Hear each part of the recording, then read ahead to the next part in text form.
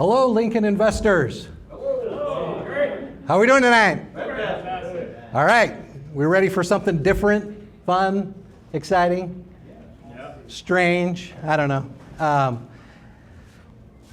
Real estate's always been a deep part of what I do, but I've always done other things as well. So tonight, what we're going to talk about is a little bit of real estate, a little bit of financial investing in stocks, that sort of thing, and then operating companies. So just a little bit of a touch on each one of those things. So, but I'm going to start out with a little story of something that I got a long time ago. Do you guys know how to train fleas? Anybody? I know one guy does. So what you do is you put fleas, see, in this jar, and fleas can jump 6 feet. Anybody know that fleas can jump 6 feet? So what you do is you put them in the jar and you let them hit their head on the top of the jar. And these fleas have been here all day.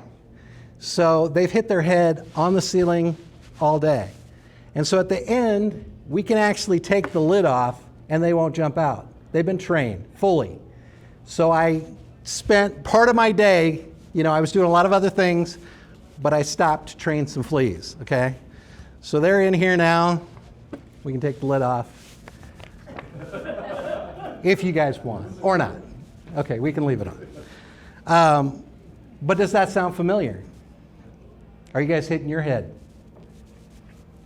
Do you have people that you're working with or other things? We start out life with, we're full of ideas, we're ambitious, we're looking for the next thing, we're excited, and then life kind of steps in and somebody says you can't do that.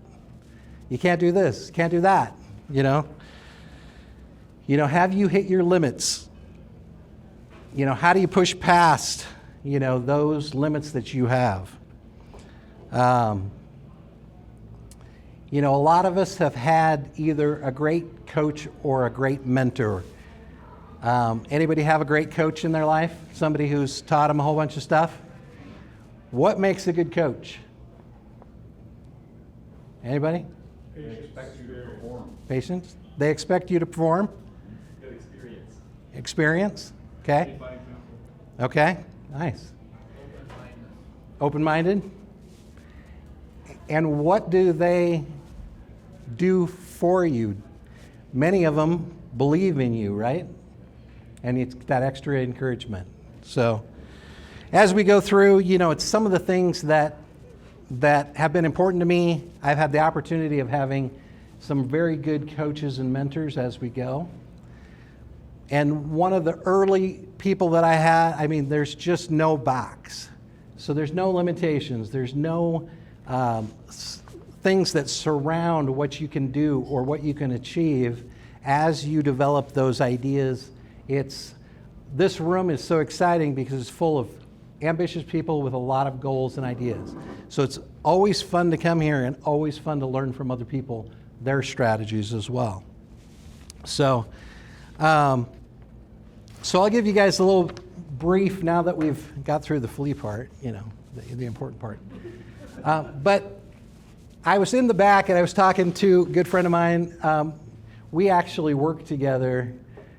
I don't want to say the year because it was a couple days ago, but he came up with a really good joke just on the spot, so I have to tell it. So the talk tonight is about multiple streams of income. But he said, be careful, don't cross the streams. So, thanks, Lance. That was a good joke. I think he told it better. It was funny. But tonight, like I said, we're gonna talk about real estate, investments, operating companies. But about myself, I was a kid. I grew up on a farm in northeast Nebraska years ago, and really my first trainer was my father, who grew up with his grandparents, was kind of by himself, didn't have a lot around him, and his famous saying was, Nobody taught me to go learn it and figure it out.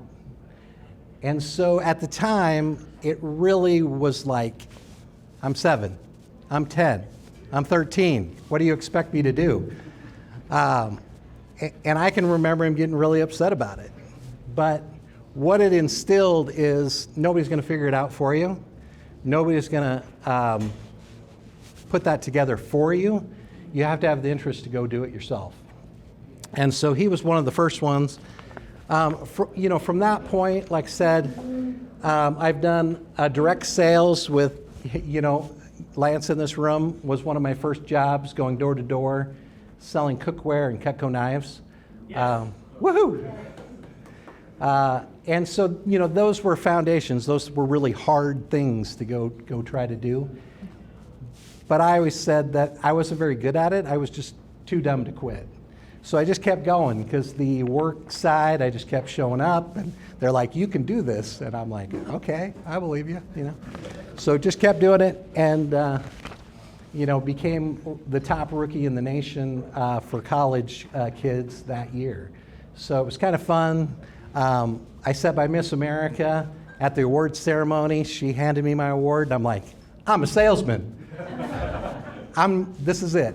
It's all I'm gonna ever do." And then from there, did a lot of direct sales for the next few years. Actually, one of my not best decisions is I decided, hey, I'm gonna go back and farm. So I actually went back after working in Lincoln for several years and actually farmed for 4 years.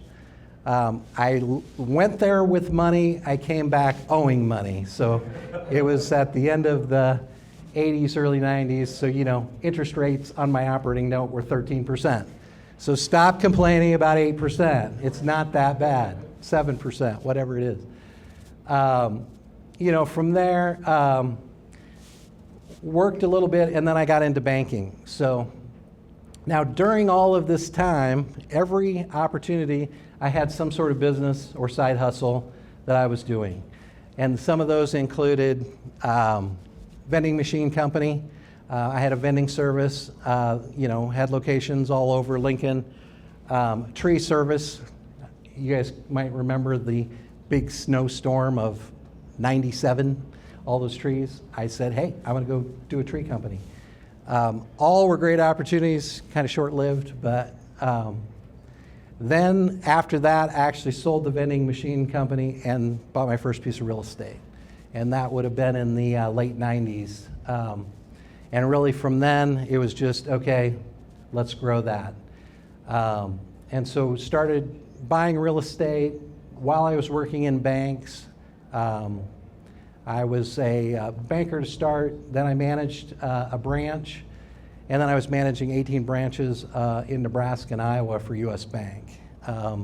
So progressed through, again, I credit it back to being able to figure it out, the direct sales experience, being able to talk to people and grow. From there, I had an opportunity to go to either Phoenix, Arizona, Minneapolis, or Las Vegas to manage a region for U.S. Bank. And a friend of mine calls me one day and goes, hey, you should really look at the mortgage industry. Things are really kind of tearing it up. And that's where, I kind of met Ryan. And I said, I'll take a look. I did a bunch of research, and I said, I'm not going to come to work for you. I'm going to open my own company. And so I decided I'm going to open a mortgage company. And somebody said, well, what do you know about doing that? Well, I know a little bit about mortgages. I've been working in a bank. So we actually opened up a mortgage company and ran that for 7 years. It was, great times. And then you guys can probably remember the 2008 financial crisis, right? So, the challenge was, as we were looking at things starting to develop, the funding sources were all drying up. So I said to myself, I think rates are going to go up, which they never did, right? So I was wrong on that one. But all the sources to sell those mortgages, it was getting more and more difficult. And so I was talking to a couple banks, and they're like, well, we don't have a mortgage company, and we need a commercial lender. We will buy your mortgage company. And I'm like, let's go. And so we actually sold that mortgage company to a bank and then started working for them, managing the mortgage company, and then also working back in a bank. So at the same time as through the real estate years of the mortgage company, we would run into people with opportunities such as they couldn't buy a house. They said, you know, we've got $50,000 or $20,000 or $10,000, and I'd like to buy a house, but we have bad credit. And so we would interview them and set it up, and we would actually buy a house, we'd flip a house, we would generate a house, put them into it, and sell it to them on contract.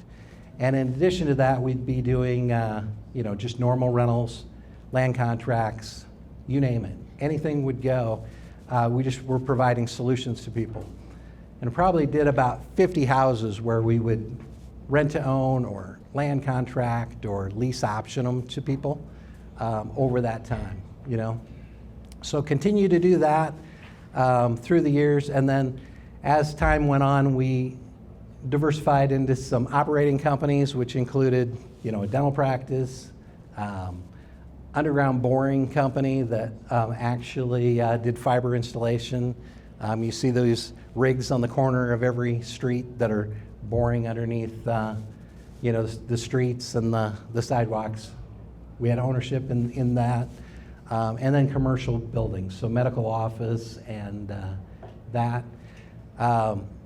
And so in addition to our that side, I was trading stocks really since the first bank that I was in. I was licensed as well. In addition to managing branches, I was one of 3 licensed individuals doing investments in those banks. The challenge is, like always, banks will just say, hey, can you do this too? Can you do this too? And eventually you can't do any more.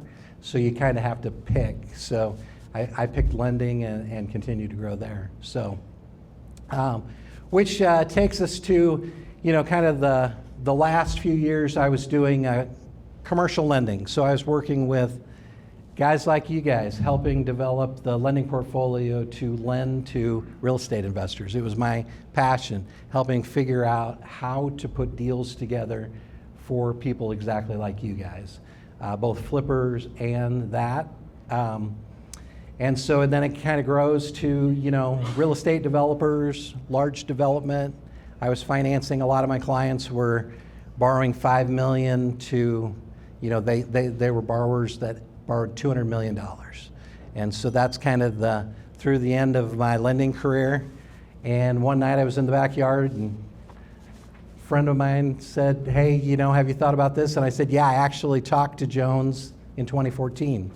And so I said, okay, and that conversation started. So I, you know, kind of a new opportunity and a new exciting opportunity was getting back in the investment game.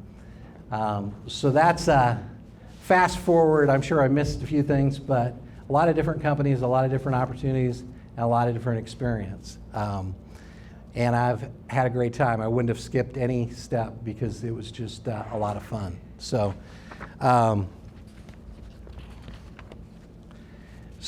you know, when I come up here tonight, I also want to give you guys pieces. So, as you guys, there's several different people that quote, but a lot of people in this room are trying to achieve and grow wealth, right? I mean, would you say there's a lot of people here trying to grow wealth? Anybody? Anybody? So where is the cheapest money that you can get? Anybody? Cheapest money? Where do you get it? Street corner, your own. Your own? Switzerland. Yeah, maybe, yeah. I would say the cheapest money you can get, from my experience, is a bank, right? That's the cheapest. Because I would ask you guys is if you could borrow money at 6, 7, and 8%, and you get a return of 12% or higher on your own money, would you borrow it or would you use your own money? That's, yeah, it's a different answer from every person in this room, okay? But if you were going to ask me, I would borrow it as long as I had sufficient reserves to be able to borrow that money because it's the cheapest capital. A lot of times you can do more with your money to make more than 6, 7, and 8%. So when I talk about that, one of the things I wanted to talk about is when you walk into a bank. I sit at those desks a lot of times across from people like yourself, and we basically built a risk profile for you guys. We figured out all of the things about you guys. So, and I always say lending is like this. So, you guys ever put together puzzles? So, you go like this. You guys walk in, and now we go to work, right? And you guys have ever had the banker call you and go, you gave them all this stuff, and they say, hey, do you have in addition, right? Because they have a different question. But if you're prepared and you know what they're going to ask for and what they're going to need from you guys, it makes that process a lot easier. And lenders will rank you on the speed and quickness that you provide data. It will change your interest rate. So a lot of these things are things that will benefit you guys as far as getting a better loan, getting a better rate. People have no idea that they're getting a better rate based off of the difficulty to obtain financial information from them. So we want to make it as easy as possible for the banker. And so we make the file look right. We make it look good. And one of the things that I did early in my career was I built reserves for myself so that when I would go into the bank, they would say, well, early I invested every dime into real estate, so I had no liquidity. And they would say, well, what if something happens? Well, it's not. I'm a pro at this. I know exactly what I'm doing. I put every dime in real estate because it's really good. And then I started figuring out, okay, wait a minute. I'm going to build them what they're looking for. And it was helpful because I was doing the same thing because I was sitting in the bank, looking at files, going, building liquidity. What I put my liquidity in, I actually invested it in stocks, in mutual funds, in investments that was growing, sometimes at a much higher rate than, it was definitely higher than what I could have borrowed it at. So when we're putting all these pieces together and what we're talking about tonight, there's many reasons. Now, each one of us will do it differently, and that's okay. It's just another idea, another tool in your belt. But what I always say is the banker is trying to figure things out, and so then he goes, James, give me the rest of your information. So, you got to get the rest of the pieces, You don't always have them all right away. But don't be offended. They're just trying to figure it out. The lender's representing you, so they have to be able to talk about you to their people, just like everything that they need to know to put your puzzle together. And, financial advising, what we do every day, you'll have people that retain information, and it's not helpful. The pieces of the puzzle, the best way to put the puzzle together is to have all the pieces. So you want to be very clear on what your goals are, your ideas, where you're headed, where you're going to in 5 years or in 15 years or 20 years so that they can give you appropriate advice. That's the banker and the financial advisor. So I'm going to grab my notes so I make sure I stay on track.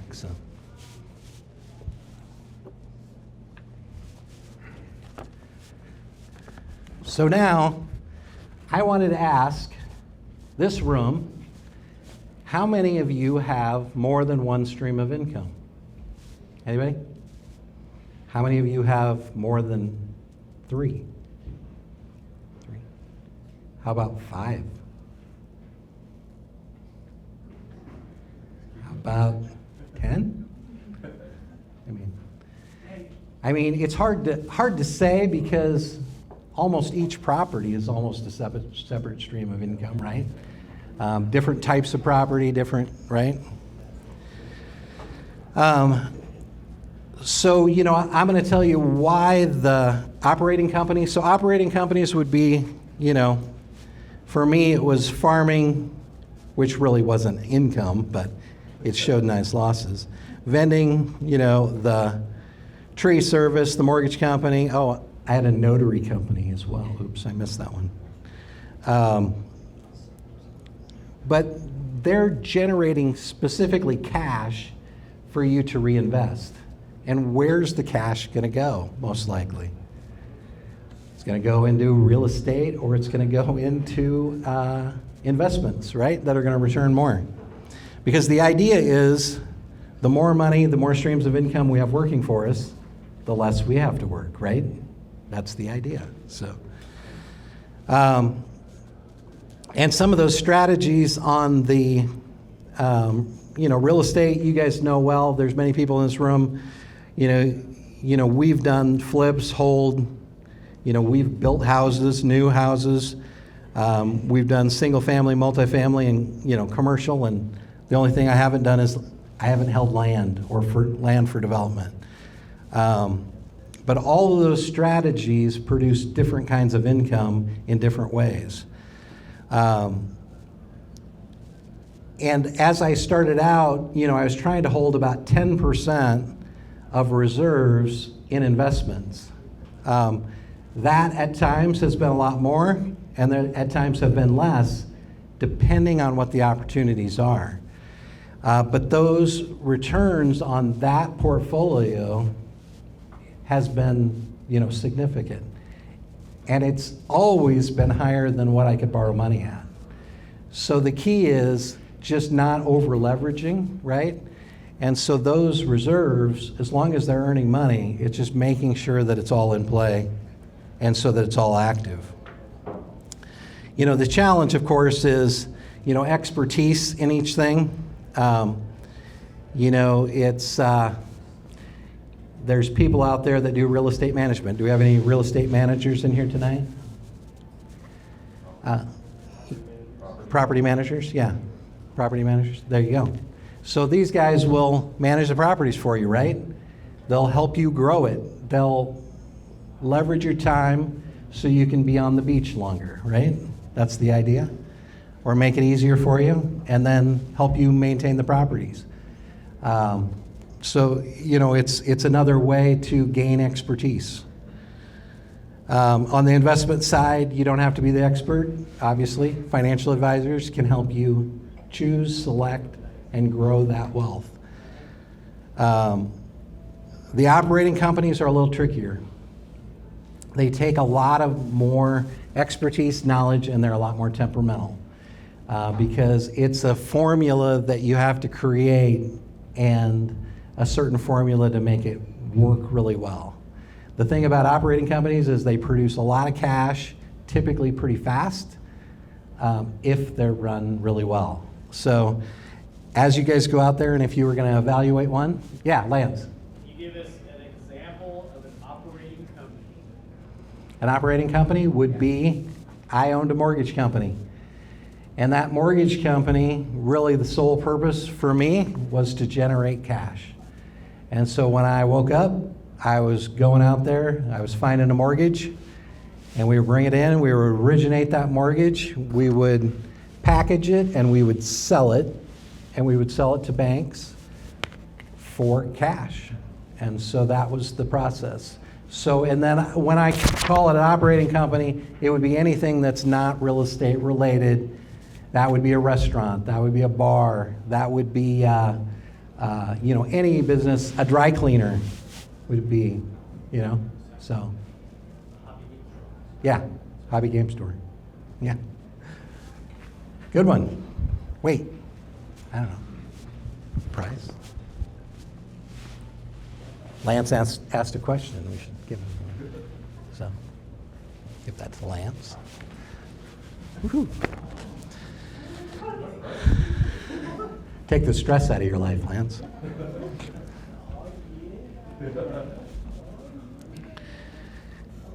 So, for me, people go, well, why do you do all this? Or why did you do all this? Or you seem a little crazy, right?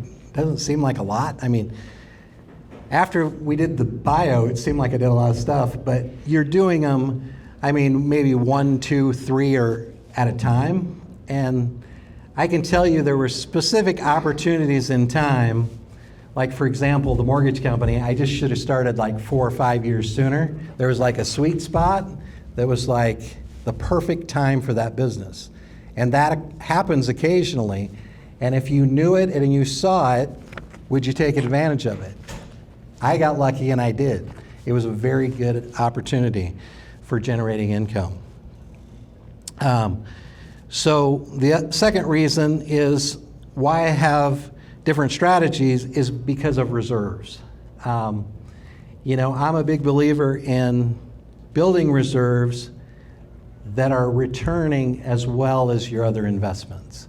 Those reserves just create opportunity, and they also give you better interest rates on your lending. So for example, we would calculate the number of months you guys could survive with your reserves. And so your interest rate might be a half, 0.75% better. And so let's say you had $2 million borrowed. If your interest rate was 0.5% on all your loans better, what did that reserve make you?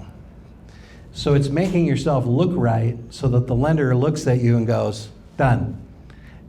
And the underwriting process will be very quick because they want you bad in there because you have reserves. So that was the other reason that I kept reserves, because our interest rates would always be lower. You could always negotiate. You could always say, well, Mr. Banker, I can go see Bill over there. You don't have to go to any one person. Now, I truly believe that relationships are important, but I'm just saying, it doesn't hurt once in a while to make sure that he's being honest with you. So, the other reason of the combination is if you have an operating company that's producing a lot of cash, what do we need? What's our problem if it's all cash? Or taxes, tax problem, right? How do we solve tax problems? Hide it. Well, yeah. We're in what group here? Let me think here. Real estate. What happens when you buy real estate? Depreciation, right? So the reason, if you have something producing a lot of cash, is you have real estate to depreciate it, There's no better way. There are some better ways, but the simple way is real estate to set money aside. On the investment side, there's also incredible ways to put money away, put money aside, and to grow it tax-free as well. So, which, I got to say the disclosure. Anything you say here tonight is not a solicitation to sell or buy or do a security. So, and I can't give you specific investment advice. So this is all generic, okay? The other thing, the problem with me is once you tell me something and if it interests me, I have to know, right? I just got to know how it works, what it'll do.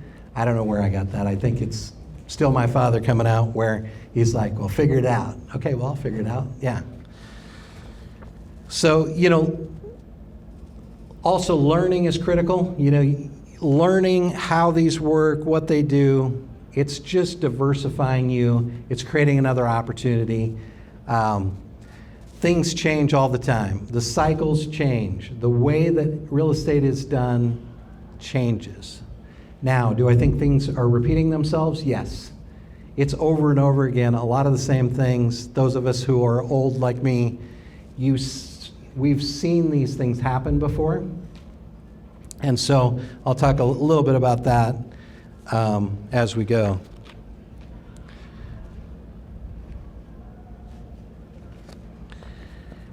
The second part of this,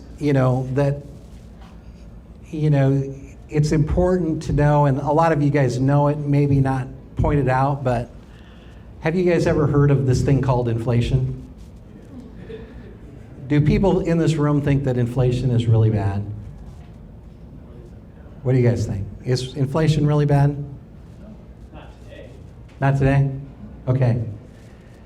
So, I mean, if you went back to like 1950 and you were going to buy a house, a little 1,000 square foot ranch, what would have it cost?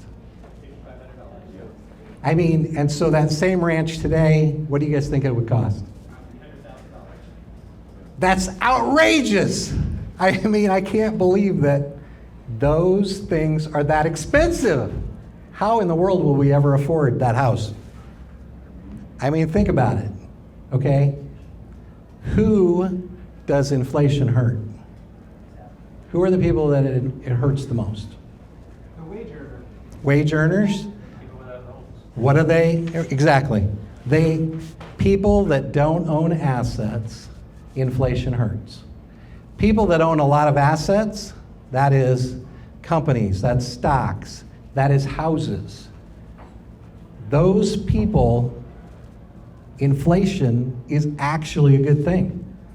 Because guess what? Tomorrow, all of your houses are worth more than what they were today. They're going to be worth more. It's going to continue to happen. Next year, next month, 10 years from now, the price of houses is going to continue to go up. And that's the same with cash. That's the same with stocks. That's the same with investments, because the amount of cash that they're generating creates their value. So inflation is actually going to continue to rise. So this process is almost impossible to screw up. It's just being able to pay attention and understand and be disciplined. Kind of fun, actually. Anybody have fun doing real estate? Yeah. Investing. It's fun.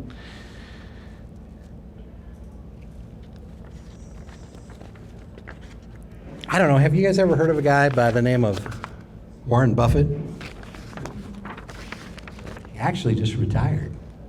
That company's going in the tank. It's over. No, probably not. So I just, I like to put a lot of stories in, and I ran across this one, but he said, he did a speech in 2019, and he said that he bought his first stock at 11. So I wish I had money at 11, I got a pig for working all year. It's probably worth $80. I'm like, what a bargain for my dad. And he bought his first real estate at age 14, so that's even more impressive. I don't know what it was he didn't say in that speech, but in this interview, he said that his investment that he made wasn't in the S&P 500, but the S&P 500 is 500 of some of the largest stocks. He said if I would have put in he invested $114.75. And so now the guess is in 2019, so that's 1947 to 2019, that's 72 years. What's your guys' guess on how much money he would have?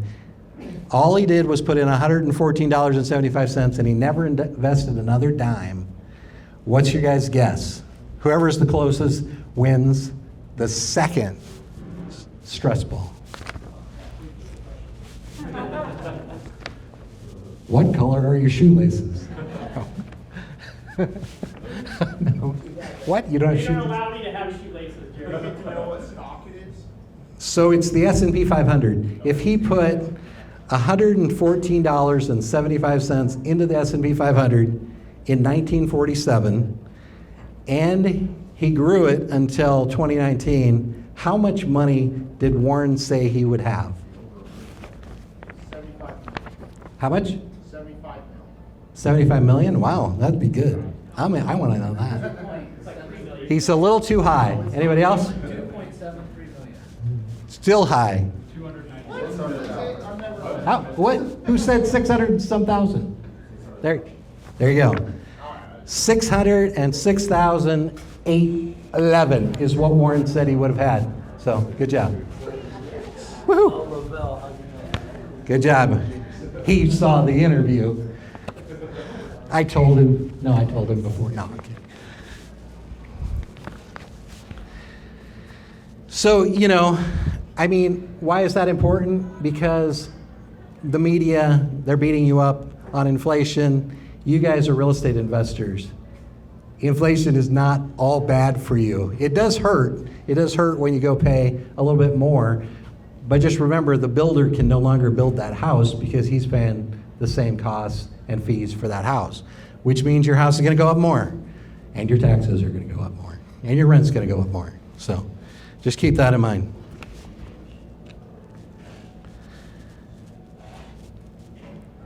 Okay. Got to keep on track.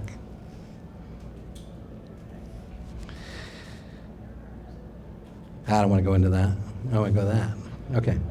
So, before I get too long, I'm going to do my investment spiel because I'm an Edward Jones financial advisor. So, woohoo! Foundations of investing, that could have the same with houses. Could be a foundation for your, no, I'm kidding. Dry sense of humor.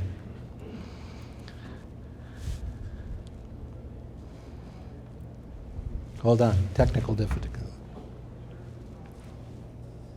Oh, here we go.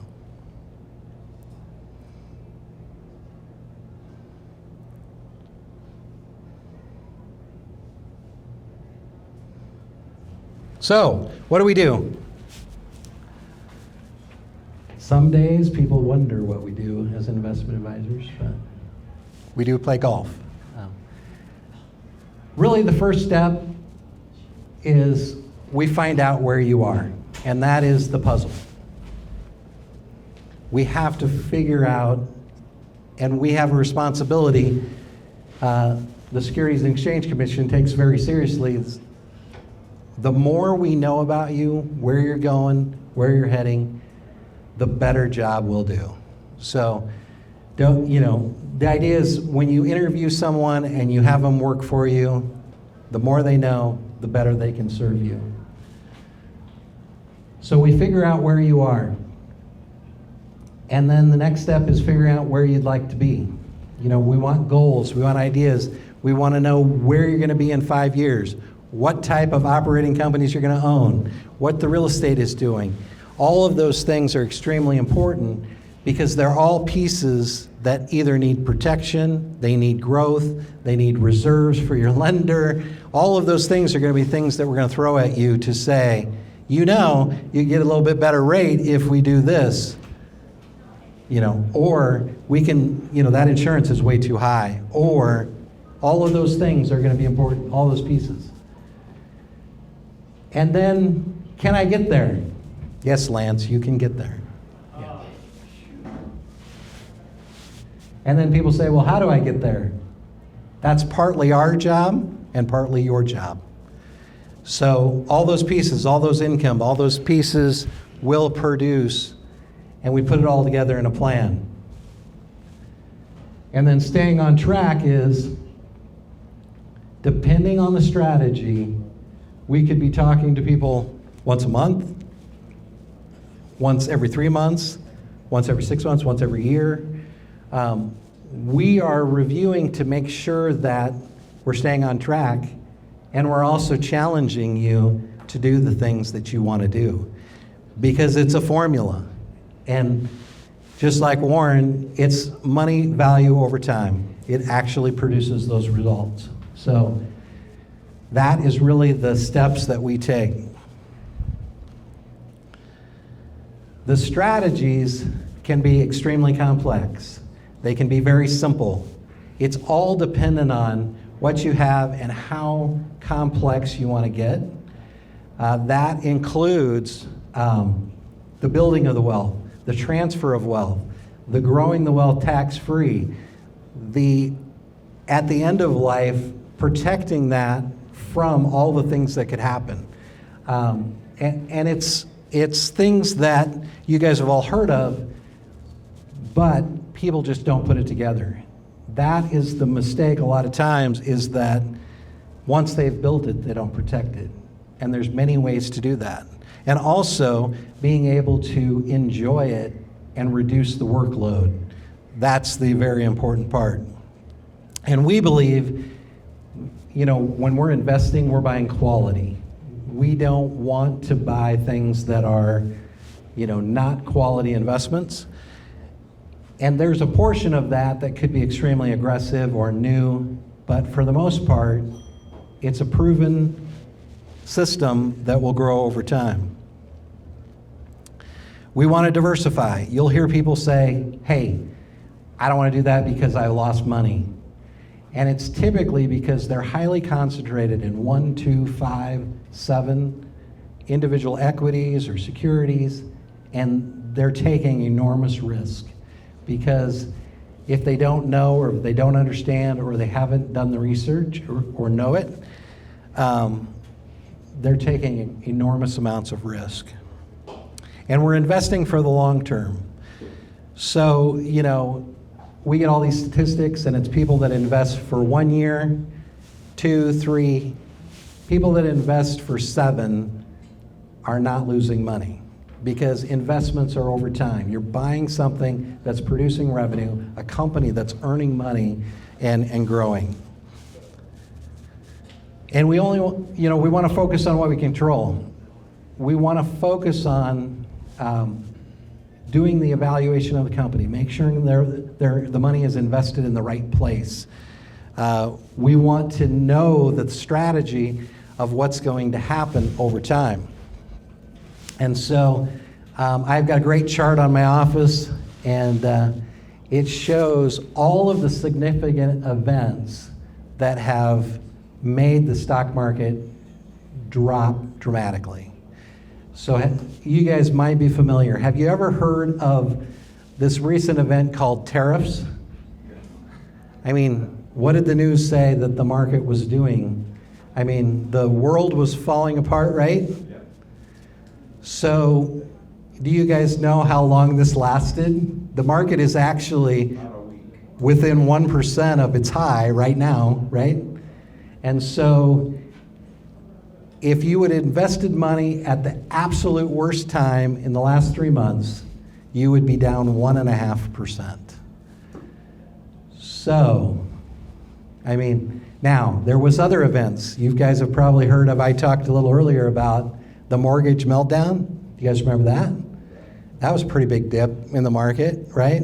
Some of you going back a little farther, remember Y2K? I mean, that was a big dip. Every time that these things happen, the market comes back and it actually gets bigger and better, and the market gets higher. And why is that? This is a quiz from earlier. Anybody? Bueller? Inflation! Woohoo! Yeah. What was Y2K? Y2K? Yeah, I know. It was. You were 6, right? I don't know. Were you 6? Do I get a prize? That's a beer. That's a beer. So, it's really lack of education to understand what's happening as far as why the market is continuing to go up. And have you heard someone say that there's no way the market can continue to go up? Has anybody heard that? Anybody? Houses are not going to get more expensive. They're going to collapse, right? Or buildings or investments, right?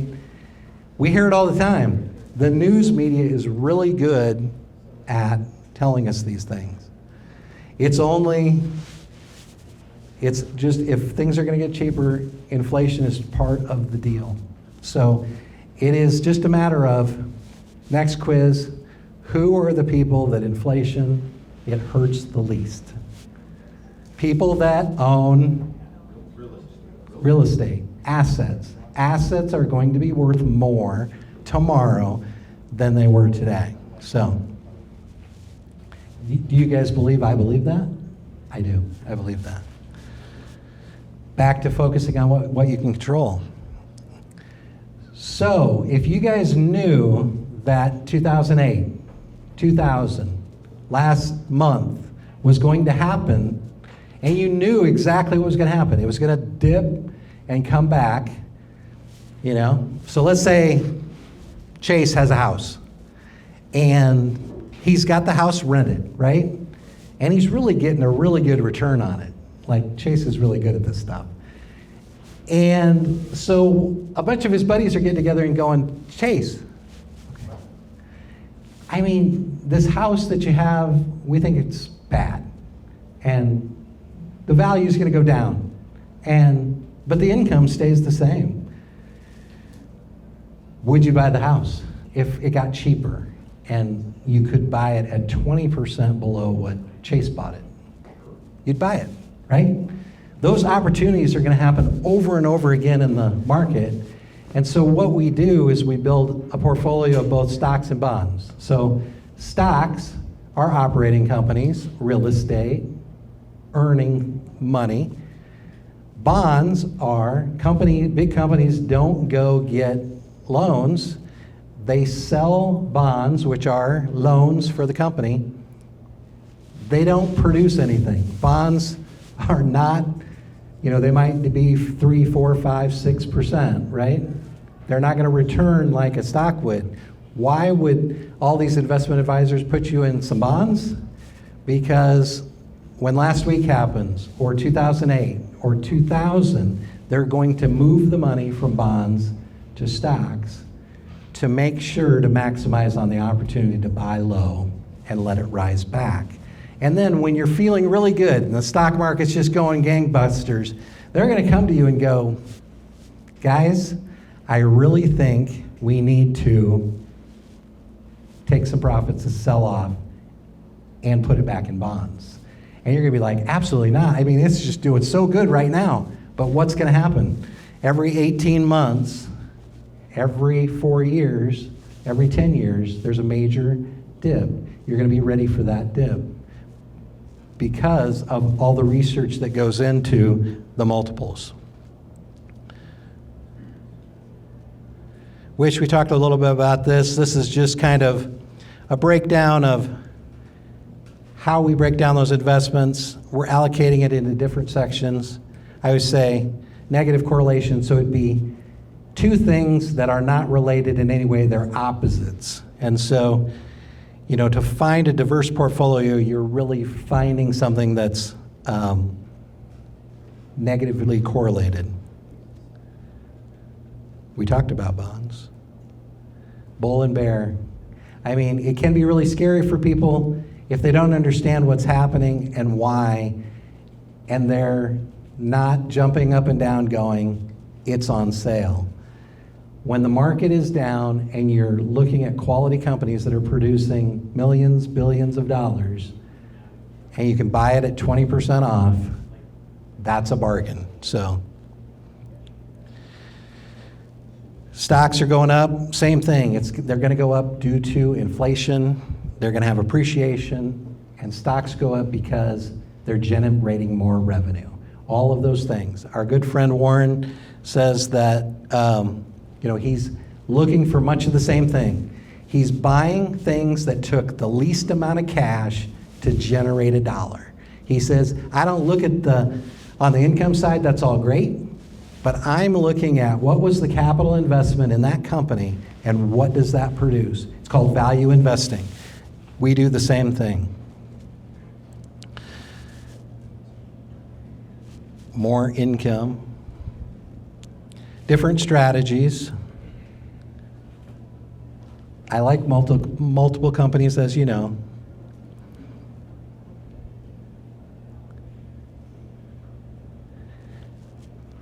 We've kind of touched on that, but again, we're investing for the long term, and we want to focus on what we can control. I mean, what can we control?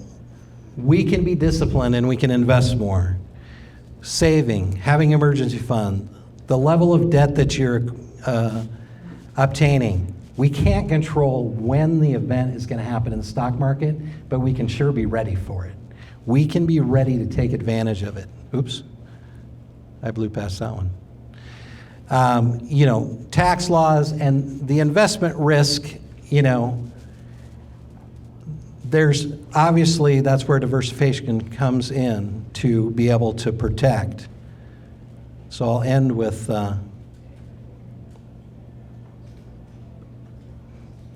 oops. So it's something that I've done. I was sales and developed people for a long time, but I told them to just think of it like this. You're the bullseye. You can control you. Only you. The next ring is things that you somewhat have control over. Maybe you have control over finding the right deal or, those types of things. And the outer circle is things that you have absolutely no control over. And the news media and people are going to tell you how that outer circle is affecting you. It isn't. It's not nearly as bad as what they're saying. There's opportunities everywhere. There's a deal everywhere. There's structures everywhere. And then good old Warren says, you don't have to be smarter than the rest. You just have to be more disciplined. So it's about making sure that you're doing the plan, that you have the plan, that you have a coach or the people around you that are telling you to do the right things. And find those people, grow those relationships, make sure that you know that that person is there for your best interest. So that's really all I have tonight. I'll open it up for a few questions and if you guys have any. So, woohoo. I have one. Okay. So you talked about multiple streams of income. Yes. And I've also heard another school of thought that you should focus like on one thing. So when you Yeah. were focused on, like when we met years ago, you had the mortgage company. Yes. But did you have some other multiple streams of income at that time? Yeah. Did it succeed, or did it take away from your primary thing, which was the Yeah. mortgage company at the time? Yeah. So I think that you will have certain things that you're producing heavily in. For you, Ryan, it might have been real estate. Or for others, there is one focus that is going to be dominant. So you have to. But at the same token, learning is adding value to what you're doing over here. And really the reason that I continued to do investing in stocks, mutual funds, growing that portfolio was really the reserve side. I needed to show on my balance sheet that I had reserves. And so that really helped with the lending when I was borrowing money for real estate. The rate is going to be better due to the fact that you have those other things. Now again, it's not always going to work. You're going to have, if you do operating companies, it's a lot harder, because the formula is harder. You have to have the right people, and everything is still people related when you're operating something that has to produce. So, good question. What kind of reserves do you like to have? I like to have 10% of the real estate holdings. So that is a number. Now, some people it'd be more, some people are less. But it comes back to the same question is, as that money grows over here, if that's returning more than what you can borrow it at, are you going to put it down on the company?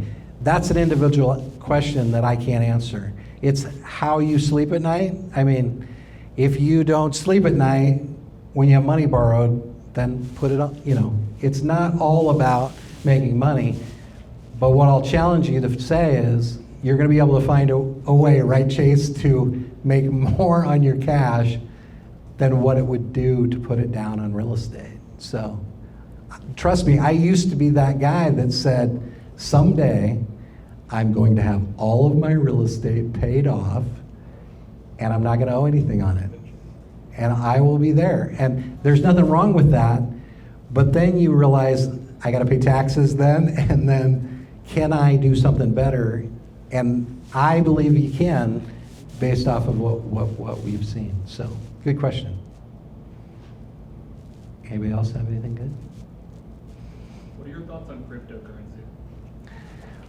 Wow, I was wondering. And he's if still, that would he's count. still working on Y2K. Technically, I can't answer this question, so I'll answer the question. But, you know, could you make a lot of money in crypto? Yes.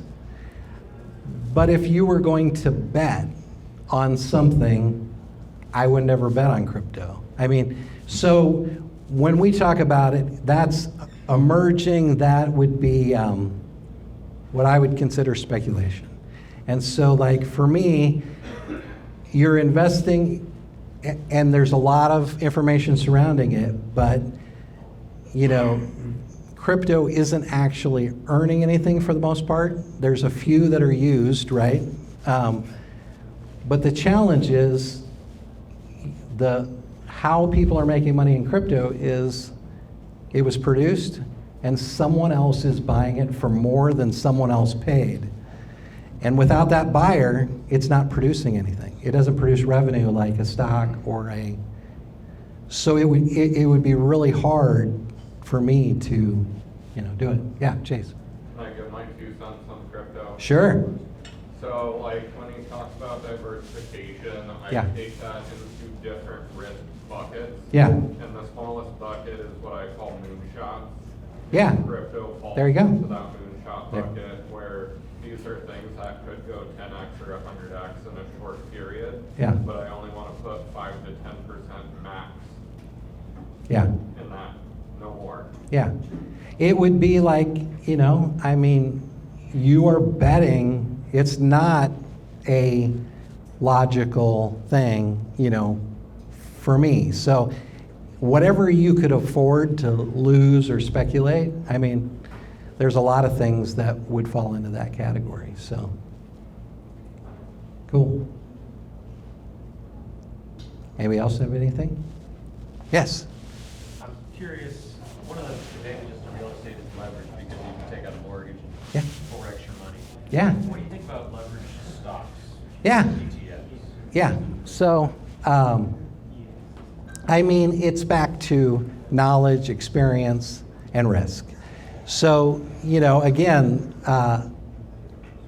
it's the making sure that you still have a diverse portfolio and you're just taking more risks. Now, I have real estate investors that, for example, when I talk about building reserves, one of the things that we've done is you can actually borrow against your stocks. We have a line of credit. So earning money twice on the same money would be, I have the stock here, I have a line of credit against that, and especially for short term, you can actually use the line of credit that's secured by the investments to go and flip, or you could be also, maybe it's going into a real estate project, it's going to come out, but the advantage is then you don't have any tax consequences for selling the securities, and so it can be a really good piece because you're still earning the return here, and that line of credit that you're borrowing off the stocks, you're still borrowing at a lower rate than most likely what you're earning on the stocks. So leverage is great, it's just obviously you're executing a very high risk.